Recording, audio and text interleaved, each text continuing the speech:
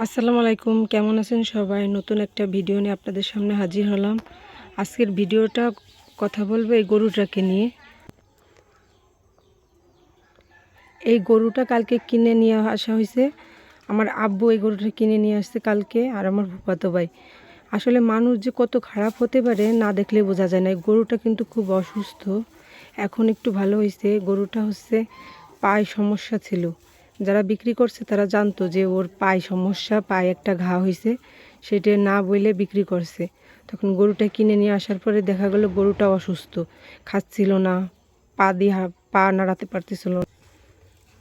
ওই দেখুন, ওই যে পাটা, এই যে পায়ের পাশে একটা রোলের মতো ঘোরানো হয়েছে। ওই যে ওইখানটায় ঘা হয়ে ওই জায়গাটায় গোবর দিয়ে রাখছিল যাতে বোঝা না যায় গরুর সমস্যা আছে। বাড়ি এসে দেখি যে গরুর এই সমস্যা।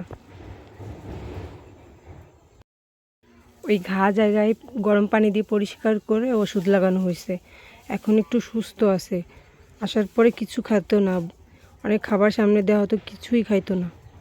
আসলে প্রাণী দেখেও মানুষের তো মায়া লাগে না কেন, এটাই বুঝি না। একটা গরু অসুস্থ, তারে সুস্থ না করে বিক্রি করার জন্য আরও চালাকি করে বিক্রিটা করছে যাতে বোঝা না যায়। এইসব মানুষজন কেন এত নির্দয় হয় জানি না। এই গরুটা আমার ফুপুদের বাড়িতে রাখা হয়েছে। এইটা হচ্ছে আমাদের ফুপুদের বাড়ি, আর এই যে গোয়াল ঘরে রাখা হয়েছে, এইখানে ওরে রাখা হবে। আপনারা সবাই ওর জন্য দোয়া করবেন, ও যেন সুস্থ হয়ে যায়। মনটাও খারাপ, দেখে মায়া লাগতেছে। কালকে তো এর থেকে অসুস্থ ছিল, আজকে আলহামদুলিল্লাহ অনেকটাই সুস্থ। এই যে আমার আম্মাদের ভেসাল, এই ভেসালে মাছ ধরা হয়। জোয়ারে পানি আসলে তখন এই ভেসাল দিয়ে মাছ ধরা হয়।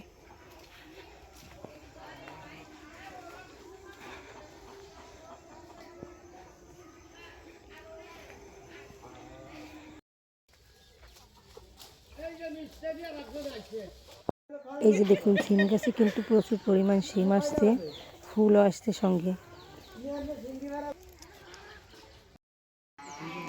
এই যে আমার আমাদের গাছে আতা ফলগুলো হয়েছে, দেখছেন কত সুন্দর আতা ফল। আম গাছেও এই যে ফুল আসছে। আম গাছের ফুলগুলো কদিন পরেই বড় হয়ে যাবে। আজকের ভিডিওটা আপনাদের কেমন লাগলো? এই দেখুন, এই যে আম গাছেও ফুল আসছে। আজকের ভিডিওটা কেমন লাগলো? আজকের ভিডিওটা যদি আপনাদের ভালো লাগে থাকে তাহলে like, comment, share and subscribe করে দেবেন। আল্লাহ হাফেজ।